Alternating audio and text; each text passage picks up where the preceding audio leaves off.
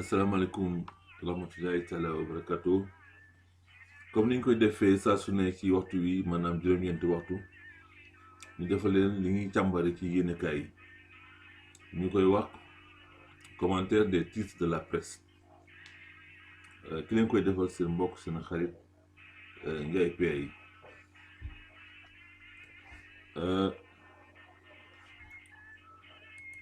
tey ñu ngi jëkkee ci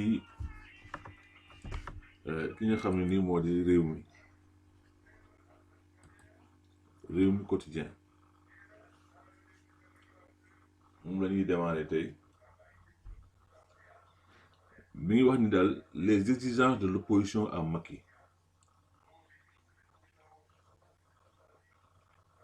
Rencontre FRN et la délégation de Serigne Mountakha. Serigne Mountakha dafa yónni ay ndaw ñu dem toog ak FRN foofu nag dañ fiy taxaw tuuti xam nga FRN kuréel la goo xam ne sax moo xam ngeen ni mu tëddee mooy kuréel bu yàgg boobu ñu taxawaloon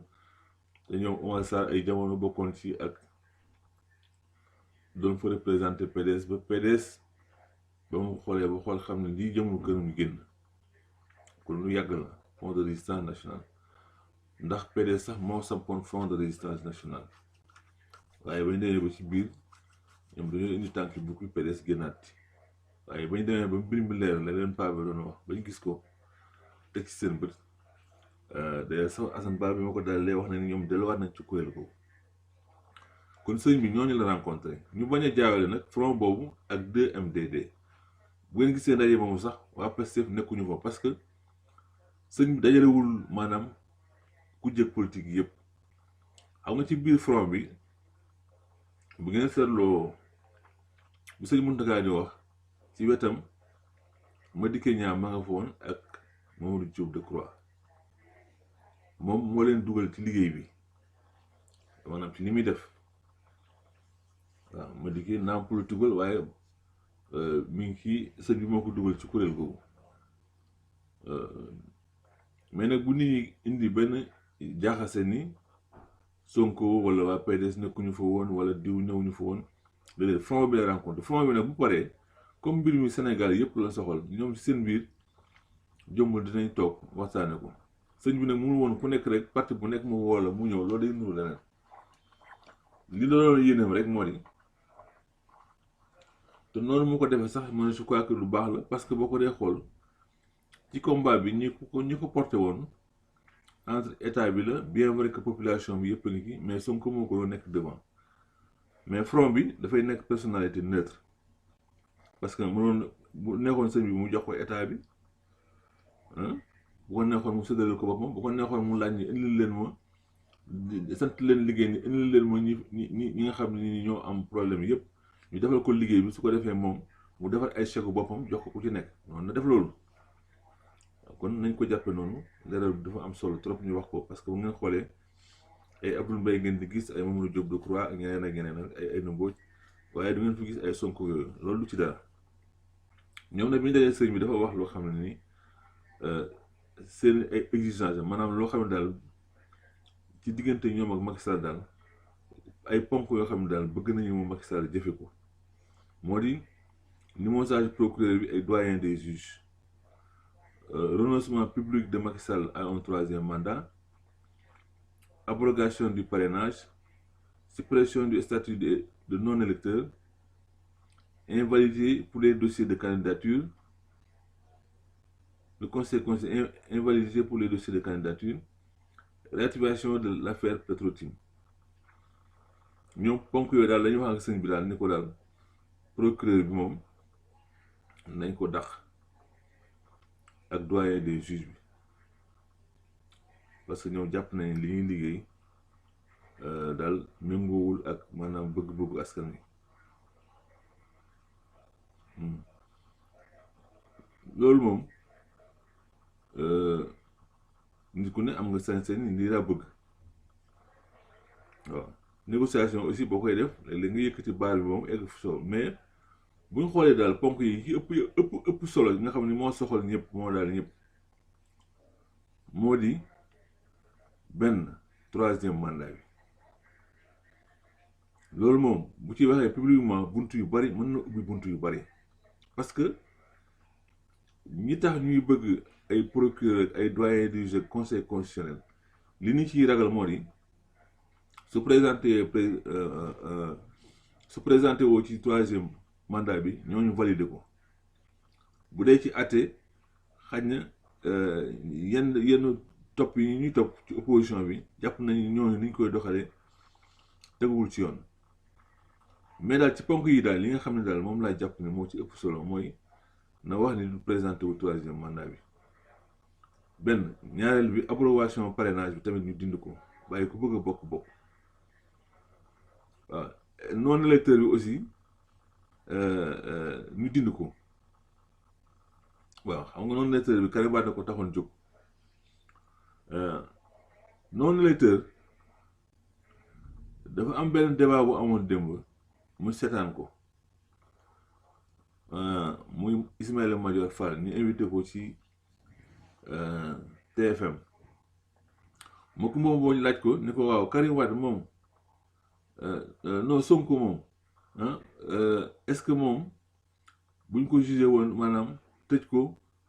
est-ce que dina mën a bokk ci élection waa ji ni ko man du ma mën a wax ci Sonko rek car dañ ko jël dans le cadre général maanaam li loi wax xam nga gars yi ñoom dañoo bëgg orienter loi ci nit te mbir mi boo demee tribunal baa nga dem ca kaso ba loolu muy laaj noonu ma nga fa du jeex waa ji wax ko ni ko électeur bi ak loolu ñu dugal ci kii bi mu ni ko ñaata ban diir lañ lay tëj kaso ba nga xam ne du soo mën a nekk électeur ci biir kii bi waa ji ni ko bu ñu la tëjee weer rek bu ñu la ko tëjee daal ni ko tey boo génnoon fii tey nga fiir nit ñu tëjee ci kaso weer yow mënatoo bokk waa ji xulli bët yi ku ne xamul loi boobu dañoo yaakaaroon rek ci politiciens yi la yow waaye gis nga na mu wéeree ci nit ñi Ismaïla Madior ni ko daal ni moom d'accord dañoo war a xool mbir mi maanaam ñu xool mu am ay niveau maanaam boo fekkee da ngaa fiir nit mënoo nekk électeur maanaam pendant 6 mois wala 1 an soo defee nangam pendant 2 ans boo defee nangam pendant 5 ans boo defee nangam pendant 10 ans waruñu yem voilà waaye ki nga tëj fukki at wala fukki at ak juróom mosul du nekk un électeur warul yem ak ki nga xam ne 1 mois lañ ko tëj mu nekk non électeur donc loolu lu ma doon leeral la un peu réactivation Petro-Tim moom loolu moom jaru ko parce que du état bi moom mooy juger li fi nekk loolu beneen régime buy ñëw moo mën a génne pétrole bi moo mën a génne 94 milliards yi moo mën a génne dossier OFNAC bi loolu moom je pense que moom jaru ko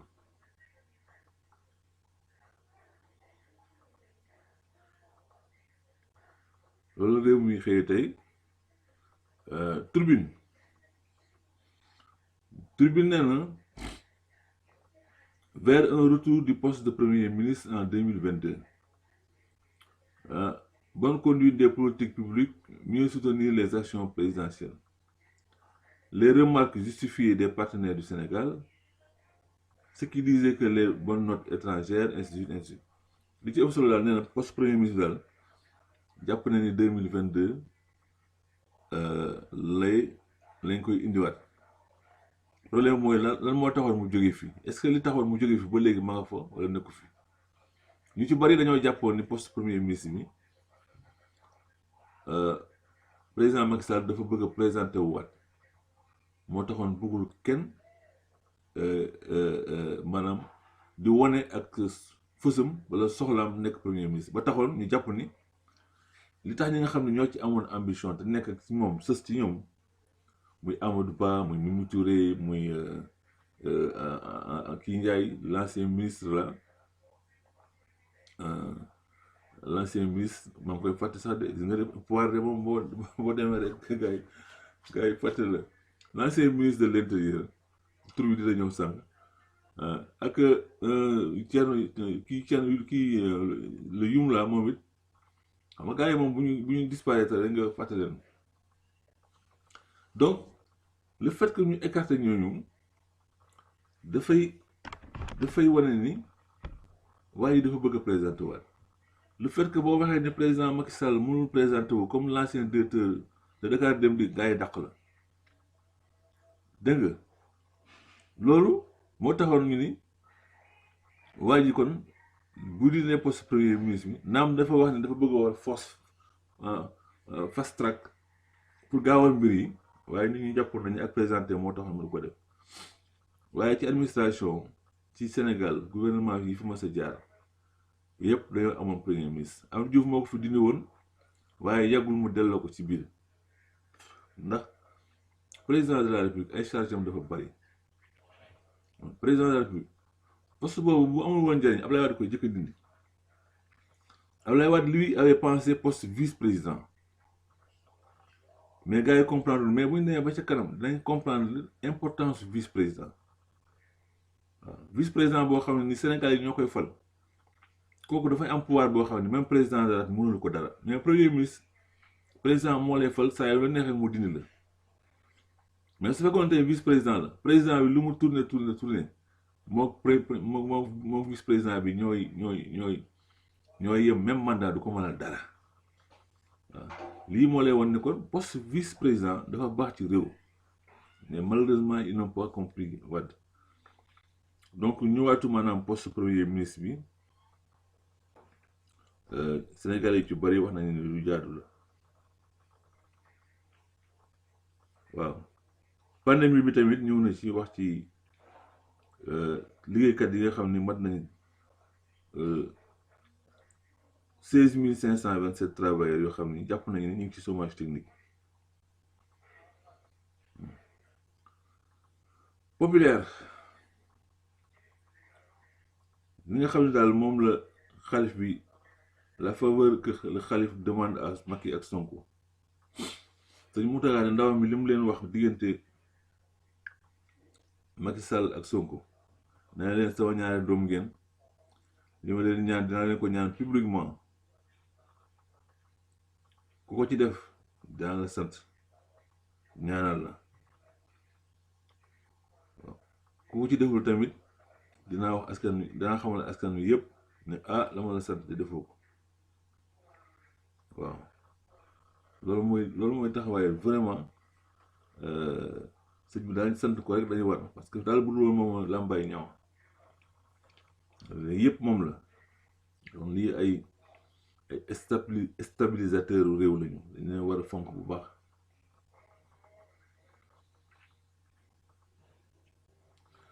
Dakar Times ñëw na ci réunion de la commission politique du dialogue national pour un nouveau report maanaam xam nga datu élection yi weesu na maanaam Aly Ngouille Ndiaye voilà tur wa ñëw na Aly Ngouille Ndiaye bi mu fi nekkee ministre dafa waxoon ni gën ngaa yéex mars 2021 bi la le 21 mars 2021 tey nag ñu ngi ci 24 mars comme décret moo ko defoon il faut décret boobu génne ko jàppaat beneen date nee nañu nag ñoom ni ñu gis daal mooy élection locale yi ci 2022 lay am waaw élection locale 2022 moom c'est vague xam nga 2022 aussi dafa war a am élection législative au mois de juin maanaam ci diggu at mi presque waaw boo nee locale yi 2022 lay am est-ce que ci kon mu ngi koy mën a def c'est bu dee 2022 ci janvier bi à 6 mois des élections législatives lay doon maanaam bu ñu defee élection yi début janvier bu ñu paree à 5 mois des élections législatives lay doon waaw man de foofu man li ma fi doon jàngat moo di li ma xalaat man moo di élection locale yi romb na ñaari at ba pare romb na ñaari at wa ilaa buñ jàppee élection locale yi ci début 2022 bi bu dee mois de mars bu dee mois de mars 2022 nañ anticiper élection législative yi mu ñëw fekk ci locale yi il faut am ku fekki moromam loolay am de il faut que législative yi fekk ci locale yi ou bien nga yokkaat locale yi mu fekk législative loolu man jàpp naa ni bu ñu fi jàppee benn élection ci 2022 def ko janvier maanaam bu ñu paree janvier à 6 mois da ngay organiser benn élection muy élection législative léegi nag affaire baa ngi noonu bon bu dul ay problème politicien maanaam natt seen bopp pour local yi pour mën a xam nooy demee ci législative yi wala bu dee ay intérêt général boo xam ne intérêt Sénégal yi la war nañoo xool date bi ñuy def élection locale yi ñu xëcc législative yi mu ñëw waaw mu nekk benn élection yi séparé kees rek comme loolu moom du ci am benn incidence su ko defee nag léegi benn élection moo ci des muy 2024 nga xam ni ci diggante bi doo amati benn manœuvre parce que bu amul dañuy nekkaat ci encore ay situation de positionnement politique waaw mais su fekkee ne réglé nañ local yi réglé législative yi lay génn ci local yi ak législative yi sax mën naa régler 2024 waaw parce que ñaar rek moo ci mën a am boo boolee local yi ak législative yi su fekkee ne opposition bi dafa am cohabitation dafa am ëppale ay député bu boobaa président bi day obligé wu cohabiter ak opposition bi ba 2024 boobu sax booy gën a gaaw loolu moom jàpp naa ni daal war nañ ci réfléchir bu baax ndaw yi fay dem war nañ ci gën a réfléchir bu baax loolu Dakar Times moom la wax nee na daal jàpp nañu 2022 lay doon Dakar Times ñëw na ci ni daal désert politique bi dans l'opposition est-ce que du Karim mooy Messi bi jàpp nañu ñoom daal ni ñu gisee maanaam jax bi géej gi ni mu jaxee nii est-ce que du Karim daal man de yaakaar naa ne bu demee bu journal yi demee ba tey ñu ni Dakar Times titré na wala wax na ci biir xëtam nii point d'interrogation bu ñu demee bay xalaat Karim rek c'est parce que tuuma dañ na ñun doon lañ koy jàngate maanaam bu ñu demee bay xalaat ni Karim daal yaakaar naa ni mooy sànni tàccu gi kon tuuma dañ na ndax dama yaakaar ni nit ki kat bu fekkoon ne dafa war a ranal alal kenn du xalaat ni moom yaakaar naa ni ñëwam mooy régler situation bi kon loolu benn remarque bi la ñaareelu remarque bi moo di lii gars yi di wax amnistie genre wax naa ko démb Barthélémy Dias wax na ci nee na moom ma leen wax ngeen dégg du Macky Sall mooy amnistie Karim wala mooy amnistie Khalifa Sall dana jiimi maanaam dana jiima jugaat su amee lu mu bëgg loolu du am waaye li mën a jàppale ci loolu daal moo di nee nañ ñoom Karim bu ñëwee dina wàññi doole opposition bi ba nga xam ni parce que bu dul Karim di keneen te keneen ci Sonko la ñuy wax rek te mu dee Sonko dañ koo ragal mbir mi nekkul foofu mbir mi daal maanaam du ay calcul politique mbir mi mooy ñoom ñëpp ay Sénégalais lañu dégg nga ni président Wade jaaroon gagné Abdou Diouf Macky Sall jaar fa gagné Abdoulaye Wade nañ teg carte yi jox peuple bi bàyyi nit ñi peuple bi ku ñu choisir muy loolu waaye wàññi doole kii pour yëgal doole kii loolu du wax ci loolu laa jàpp waaw. Farba Ngom moom waaye moom Farba Senghor fa mu nekk sax moom ñooñu dañoo fay complètement moom. Fouta métamigine de Farba Ngom à Matam onde de choc contestataire à Dakar ñii dañoo yabaate man duma ci commenter sax quoi nit ñi wax nañ ci Walf Quotidien waaw financement des jeunes âgés tout azimuts rebondir à tout prix waaw moom de nee na moom Macky fi mu toll nii dafa bëgg a jógaat maanaam dafa wuti waat doole pour jógaat moo tax mu yëkkati financement yi ak assemblée générale yi du jeex moom mooy li ma la wax sànq rek mooy li Barthélémy waxoon rek xam nga mooy ñëwaat fii nee na waa ji day wutiwaat doole bàyyeegul kon nit ñi bu ñu naagu la bal foofu tëre dialogue politique bi nee na opposition bi de rejeté la main tendue de Macky xam nga waxoon naa leen fii ni leen vraie opposition bi di ñu doon dem dialogue ba parce que ne doon dem dialogue ba daf ci am ñoo xam dañoo muuroo woon xaw ma lan dëru bukki xaw ma dëru bëy ñu koy waxee kon nag du ñooñu ñoo représente opposition bi ñoom daal li ñuy wax ak Macky Sall leer na nañ yenn yi jarul toogaay bu yàgg ak wax ji bari ji daal nee nañ matu ko li ñu bëgg loi moo leen ko may constitution bi moo leen ko may lii ak lii dañuy dem ci jongante nañ respecté datu élection yi nañ jox nit ñi seen carte d'identité nañ leen fi dindi parrainage Macky Sall du présenté wu ñoom daal loolu amul dialogue bu ñu fay def voilà moom loolu la xëttee le quotidien waaw ñëw na si moom it Sëriñ Mountakha li mu wax mooy même kii bi rek ci la ñëw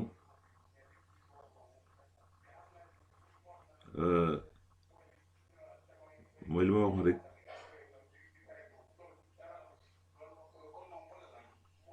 benn kii bu amee ñëpp moom la ñuy xëttee ku nekk ak da nga koy bindee dégg nga laas ñëw na moom ci loolu l'opposition expose ses doléances à Serigne Mountakha mooy dama waxoon sànq jarul commenté waat surtout Sonko de maanaam terrain populaire Sonko daal yëngalaat na opposition bi xam naa ne de kaawu Adji Sarr bi boobu fi mu teere moom ku ko waxoon gaa yi ñu weddi ko kaawu Adji Sarr bii opposition bi pendant 7 ans 9 ans gaa yi nga leen di yekk lu mel ni xeme ndekete yow lii dajale opposition bi tey ndekete loo ci loolu lay jóge ñu ne kenn xamul est-ce que du yàlla wàcc sax moo tax xalaat na de parce que daal am na ay situation yoo xam ne moom dafa jar di xalaataat bu baax waaw parce que mbirum Sonko mi bu doon war gaa yi war nañoo def évaluation kii ndaw soosu salon boobu salle de massage boobu war nañoo évaluer maanaam affaire bi li mu yëngal bari na de li mu yëngal bari na rey na ay nit fukk ak ñeent féewale na ay avocat ñu porté plainte seen biir démissionné noonu ay capitaine gendarmerie ñoo xam ni koo xam ni presque mos na traité 1500 dossiers démissionné juge bi am na problème ci seen biir am na ay blessé yoo nga xam ne ña nga hôpital ba nëgë ni am ñu arrêté ak yeneen yoo xam ne sax man mënuma lim yëpp kon day affaire bi daal nañu am xippee xool rek le mandat moom ñoom ci wàllu wér-gu-yaram la ñëw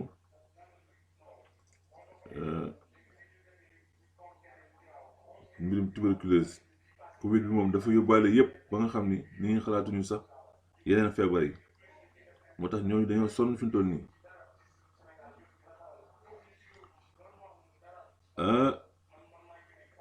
les Échos mu ngi le FRN liste ses exigences Serigne Mountakha Mbacké mooy li ma waxoon sànq rek kooku mooy actualité moom Serigne Mountakha moom rek doy na actualité.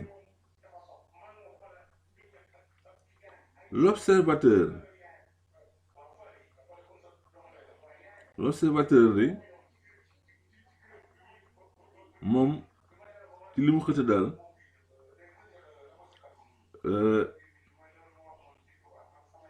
libération détenus politique bi daal moom la ñëwee maanaam daal ñu toll ci foo xam ne daal ñu jima indi ak dal daal stratégie la daal boo xam ne daal bu ñu leen bàyyee dina indi ak dal ci réew mi. L'observateur noonu la xëyee tey l'évidence ñëw na ci révolte futanke yi daal ñoom dañoo mer ndax Fuuta la ndax daal waa affaire yi nekk Fuuta daal dañoo leen xale yi dañ leen mere ba mare de taay ndax mitin xaalis bu ñu yàq foofu daal booy ñëpp dañoo seen solul xonk loolu moom wax naa ci démb ci waa ji nee naa leen temps yi ñoom ñi yënguñu pour Macky Sall mais dañuy positionné wu xam nga sànq ñu ngi wax naa ni 2022 poste premier ministre bi dañ ñëw gars yi nga naan ministre yu bari dañ leen di dàq directeur yu bari dañ leen di dàq comme ñoom loolu seen teraanga ci la nekk dañuy daal di jóg wane seen mboole ñu ne kii de boo ko fi jëlee mu musiba am waaw ci loolu la ñuy dox waaw source dafa ñëw ci li jëm ci wàllu élection yi daal tey la ñuy xam ba xam élection locale yi ban date la ñuy jàppaat dama ne ba date lay am de gis nga gars yi mën nañoo jàpp date boo xam ne duñ ci comme ni ma wax sànq duñ ci jàpp boole législative de ñoom ñoo lay gën a xam du am waaye mën nañu ni bon d'accord nañ dem élection janvier ñu bàyyi la ba nga dem ba janvier ñu ne xam ngeen ni janvier ak juin kenn mënu fee def ñaari élection maanaam bu ñu bëggee def couplage bi duñ ko wax dañuy fixé waat beneen date rek daal ni bon léegi élection locale yi fin décembre la début janvier élection législative na am waaye bu ñu demee ba foofu bu la neexee sax pandémie bi génn waat ñu ni pandémie bi waaw mais pandémie moom ñu ngi ñaan yàlla moom mu jóge fi moom parce que sonal na nit ñi waaw source a ñëwaat na ci Cheikh Abdou Bara Dolly Mbacké nee na daal dafa bëgg benn pacte d'opposition boo xam ni dana def ba maanaam daal ak déggoo boo xam ni day am ci diggante opposition ba ak Macky Sall nga xam ne bu jóge ci réew mi 2024 maanaam dañ kenn du ko topp moom ak ay ñooñam ba pare daal di Sonko la appelé nee na député Cheikh Abdou Bara Mbacké loolu la wax que bu ko defee dina wane ne ñun amuñu benn rancune ci Macky Sall nee na position bi nga xam ne moom la Sonko amoon pour topp Macky Sall léegi contexte bi dafa changé Cheikh Abdou Bara Dolly Mbacké kii maanaam bu ngeen seetloo événement bu am dafay bëgg wane boppam toujours man jàpp naa ne kii amul discipline de parti xam naa jàpp naa ne koo xam ne daal moom dafa am liberté boppam maanaam bu dara amee il faut ñu dégg ko ci dara mais damaa xam ni moom yow Pape Diop moom mooy nekk bokk gis-gis même mooy bu dee acteur politique moom dafa war a dem ci seen bokk gis-gis ñu def seen réunion génne seen communiqué wax ni waa bokk gis-gis lii lañ tëral waaye koo xam ne toujours def na ko ci PDS fii di attaquer PDS ci affaire Sonko bi bu départ ba naan dañoo war a demander di forcer nit ñi te yow ña nga nekkal ci bokk gis-gis ay député ñoom sax dañoo lànk mañ ko def yow nga ni Sonko PDS donc honorable daal da nga war a discipliner rentrer dans les rangs waaw parce que am na yoo xam ni loolu du lu ñuy négocier maanaam président de la République rek moo am sañ-sañ bu Sénégalais yi ne ko fal nañ la mooy taxaw ni léegi dinaa def lii ak lii ak lii te Sénégalais yi bu ñu lay fal peuple bi dafa am lu tax ñu lay fal waaw parce que loolu président Wade moo ko fi doon def pour wane yenn chef d'état africain yi nii soo demee ci pouvoir ba nga xam ne ni pouvoir bi jeex na pour nga mën a dem en douceur loolu moo taxoon Abdoulaye Wade di joxe exemple bi en 2000 bi mu koy def Sénégal yi taxul mboon mu di ko def mais Abdoulaye Wade yaa fa xam li yàgg xew ci Afrique ci chef d'état yi nga xam ne dañuy toog 35 ans ci pouvoir 40 ans ndax dañuy ragal a dem moom mu ñëw ci pouvoir ci ñoo xam ne ni am nañ 40 ans plus de 50 ans ci pouvoir mu gagné leen ba pare dem seeti waajuru Abdou Diouf ba pare yónni Abdou Diouf jox ko avion mu dem c'était pour que yeneen chef d'état yi roy ci loolu mais Abdoulaye Wade daawul tëj daawul def yenn yi waaw ci régime bi lañu gisee vraiment li ñu tëj ci ay hommes politiques kenn xamul nu mu tey même au PDS li ñu fa tëj ëpp na 50 personnes 60 personnes sans compter yeneen parti ak yu ci bari yoo xam ne ni Sénégal yi dañ ciy interroger ay ministres yoo xam ne nii y a un ministre bu nekk Louga boo xam ne dañ fa envoyé je crois que c'est Moustapha Diop xaw ma dañ fa envoyé magistrat pour ñu déglu ko mais dina renvoyé chier ak yeneen ak yeneen ay ñoo xam ne nee nañ du ñu dem OFNAC bu ñu leen wooyee du ñu wujji ñu bu ñu leen wooyee assemblée doo wujji waaw yooyu boo ko dee def ci réew bu régime ba changé du ñu topp waaye la nga doon yor mën nañ ko saytu xam nga saytu bokkul ak technique waaw da ngay saytu ba mu wër ne Sénégal yi kii kat bi ñu ko joxee lii comme li ñu waxoon ci la traque des biens mal acquis topp ay nit seen gestion loolu dara newu ci voilà donc loolu la tribune ñëw na ci wax naa ci poste premier ministre bi je pense que loolu moo newoon li nga xam ne nii poñ yi nga xam ne daal moo gën a fës ci yenn kaay yi buñ ko tënkee daal mooy sëñ Bara sëñ Abdou sëñ Mountakha daal ci rencontre bi mu ndaw bi mu yónnee woon mooy li ci gën a fës kon jàngat boobu la ñuy jàngat tey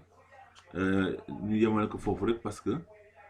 day tax sax affaire bi gën a gaaw parce que xët yëpp benn ponk lay doon te ñun duñu mën a jéggi yeneen di ciy dugg commentaire bi ciy def rek moo di xañ na suñu mbokk yi nekk ci bitim réew ñoom it dinaa leen di invité ñoom it ñuy complété su ma paree bu ko defee ñu dugal ko ci jàngat bi parce que mu lecture yi mën naa bañ a doon benn kon ki leen ko doon defal di Ndiaye PA di leen jox rendez-vous demain à partir de 9h pour beneen jàngat bu ñuy def ci yenn kaay yi jàmm ak jàmm ba beneen